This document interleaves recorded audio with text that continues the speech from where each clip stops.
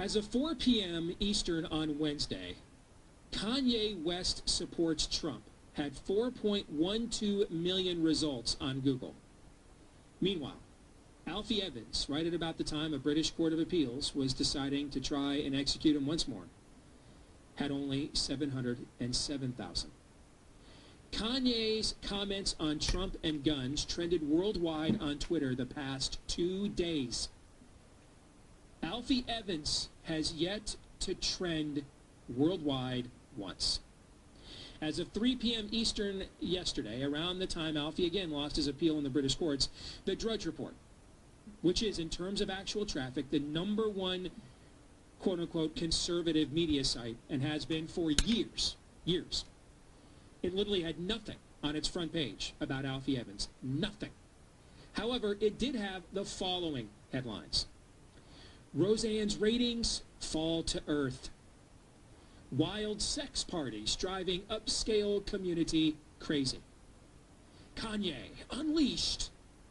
And my personal favorite, monkey dressed as blonde doll forced to beg in India. What fresh hell is this? What industry is this? What are we doing here? I mean, why sit here and rip on CNN as much fun, admittedly, as it is? But who needs CNN? We got Drudge. Let's discuss. Among his many jobs here at Conservative Review, Rob Eno, as you know by now, is also our media watchdog. He joins us on our roundtable today. So, Rob, your thoughts on those data points we just shared to open up the segment? Yeah, I get it. I mean, it's the entire world is interested in Kanye and Trump and you know, celebrity. And you've got this poor kid. It reminds me a lot of the Justina Pelletier case that we had in Massachusetts when I still lived there. You know, you've got the state telling a family that they can't seek the medical treatment that they think is best for their child. And in this case, they're trying to actually kill the child to get a line item off of their agenda board. And it seems like nobody's covering it. I'll be honest, I started really covering it yesterday morning. I had got emails about it, but it wasn't penetrating in because I think it wasn't penetrating through the media filter. And I think you're seeing it. It's still Drudge as of the time I came on. I don't think I saw a piece on it. You know, so it's interesting what people focus on, but, you know, like Andrew Breitbart used to say, culture derives the politics, and politics is derived from the culture. And when culture things happen like this that are pop culture, that's what gets clicks and views. But I will say that a lot of conservative sites, like Conservative Review, as of yesterday, we had 4 stories by the close of day yesterday about this, yours included. We had, I think, 2 news stories today about it, so we're covering it at Conservative Review. Places like the Federalist are covering it. You know, some of the National Review's covering it. So conservative sites are covering it, but you're true, the big gatekeeper that is Drudge is not. And why?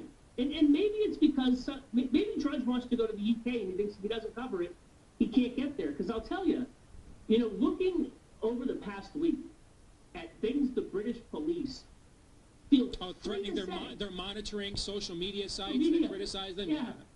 Yeah, I mean, they feel so murdering this child in cold blood in broad daylight, not a crime, but criticizing the murderers, that you know, that could be construed as a threat, and you will be monitored. Indeed, true police state stuff, actually. Yeah, it's absolutely unbelievable. Then when you get into conversations with subjects of Her Majesty the Crown over this, they try to argue that the NHS and the courts and the police aren't government. Well, the NHS is a government-funded, government-run program in each of the 4 home countries. There's an NHS for each of them, you know, whether it be Northern Ireland, Scotland, Wales, or the UK, and they run the NHS inside their borders, and it reports to the government. You know, I don't understand how they can think that's not the government. But we digress. We're talking about the media coverage, and you're right that there's been a total media blackout. Where's Jimmy Kimmel, who goes nuts? Who goes nuts about the American healthcare system? Where's Jimmy Kimmel? Never mind where's Jimmy Kimmel. Where's James Corden, who is a British citizen, who has a show in the United States, who has tremendous power? Where is he on this? Or is it just too easy to attack Trump? Where's And I will give Piers Morgan credit, and that might be what starts to change it.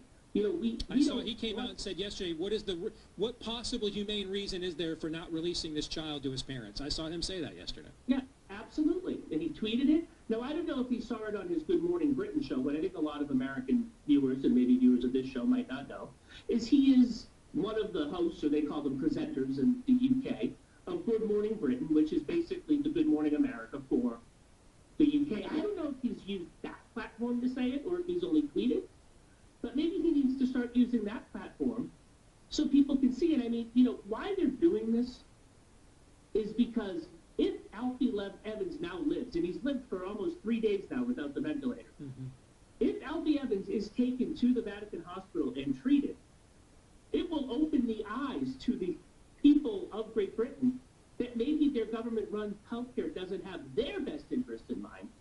It has the government's best interest in mind, is to lower costs. That's where this is going, and I don't know why people like Drudge haven't jumped onto this. I mean, I think I remember Drudge being on the Justina Pelletier story. He might have been later than a lot of us. And I think, to be fair, yesterday was the day that I think a lot of people started paying attention to this. It hit a critical mass in the United States yesterday. There were people, I know my friend Stacey Lennox, who writes over at The Resurgent on the Maven. She's been covering, and I've been getting emails about it, and I've not paid attention. Shame on me.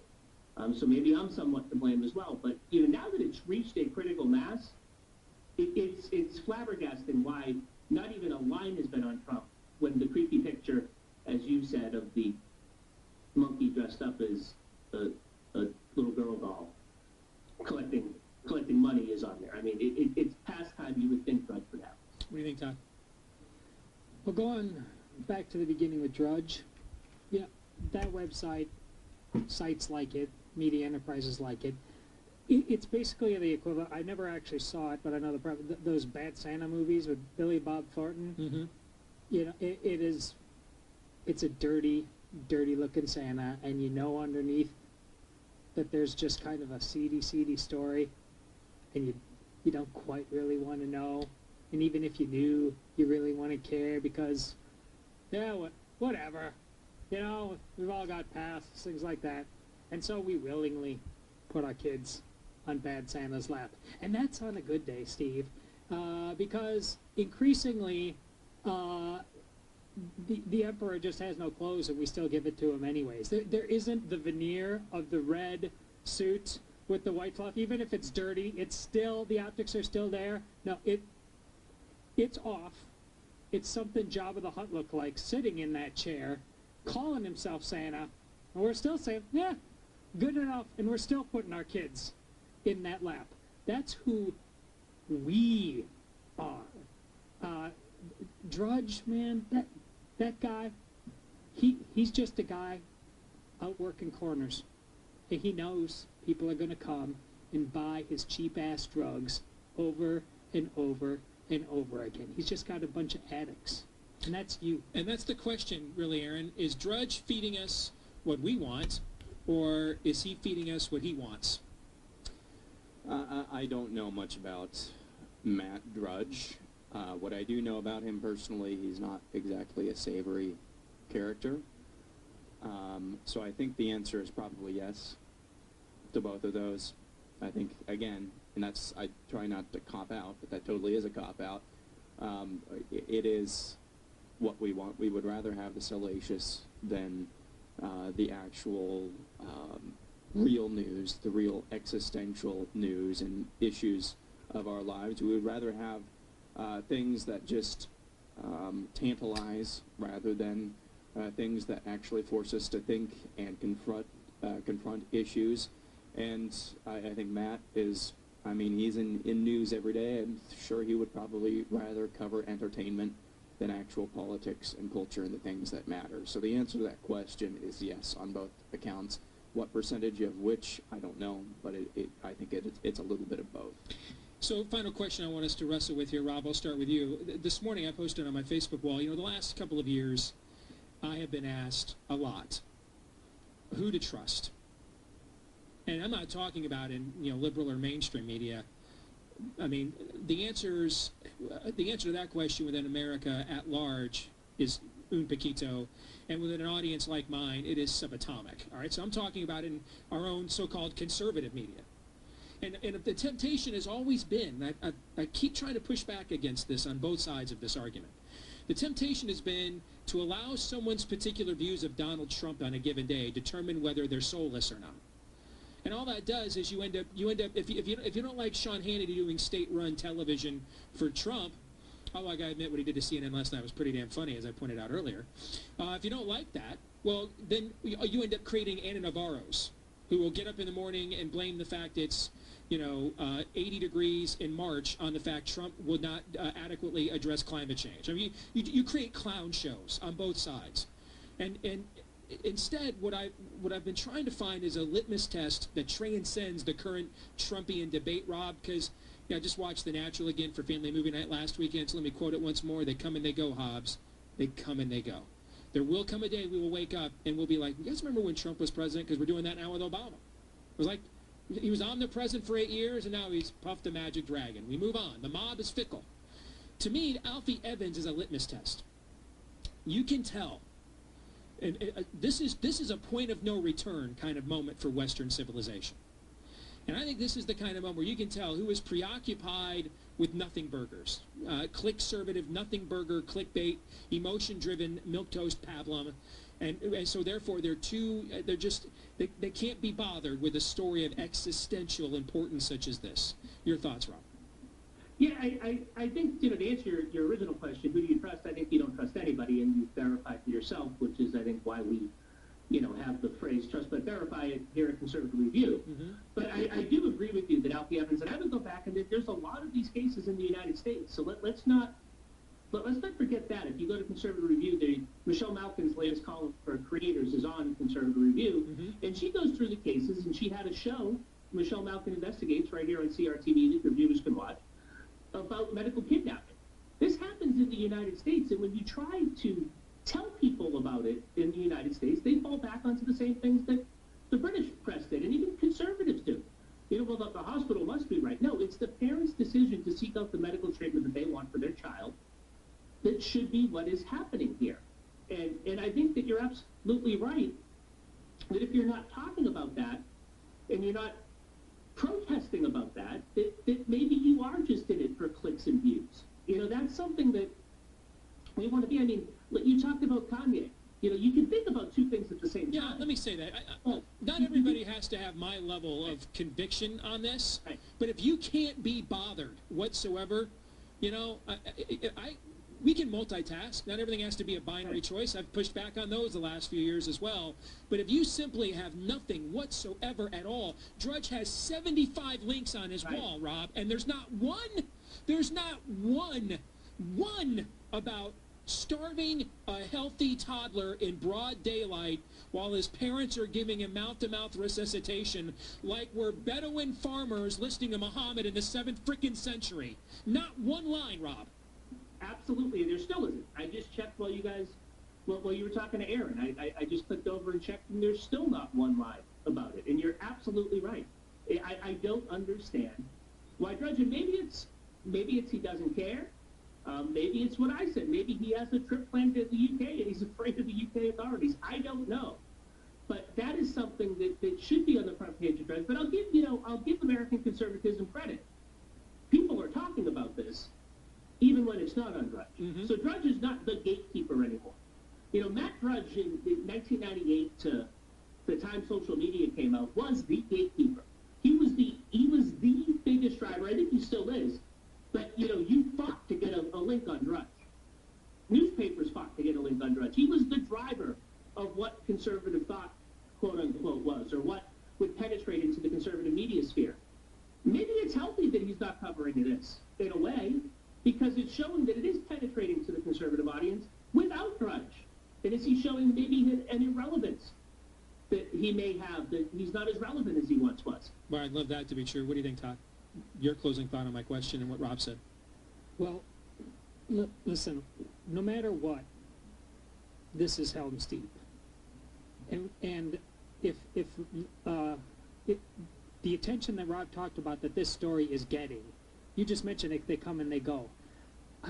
Even if we get the victory, and I pray to God we do, and if I'll just take that in this, but it won't be enough if another kid is going to die if we don't take that victory and move forward and onward.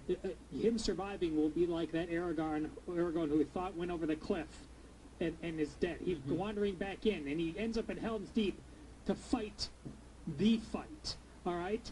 They're coming. They're not going to stop. This is ultimately, we are fighting for the one. Absolutely.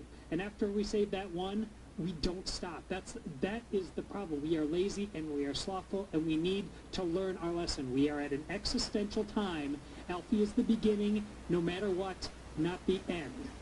Completely agree with that. I mean, that even goes to what Rob was just saying too about we've had these cases in the United States, and Michelle Malkin wrote about that and did a show about that here on CRTV. We shared the link to that in my Twitter account today, and as I pointed out to even friends of mine in our industry that have been on the front lines covering the Alfie Evans story with us, who are throwing out, well, this is why Britain needs a Second Amendment. Second Amendment didn't stop him from putting guards outside of Terry Schiavo's hospital room so her parents couldn't give her ice chips. And that was in the South, man. That was in Florida. And that was 15 years ago, guys. 15 years ago. And the Second Amendment didn't stop them from here in the United States starving Terry Schiavo in broad daylight. So you're right. Even if you win this one, it's one. And you have to be vigilant and keep fighting. Aaron, your final thoughts. Yeah, I mean, that's where we are. That's as great as this country is. We are abounding with material blessings. And that, I think, is incredibly dangerous, especially for the time in which we live, because of what Todd said. It has the propensity to make us lazy. And we're going to have to fight this. We have an opportunity to fight this fight differently than it was fought in World War II or in previous generations. We have an opportunity to still not have as much bloodshed as back then. But I'm afraid that it is going to have to come to that at some day and the current trajectory.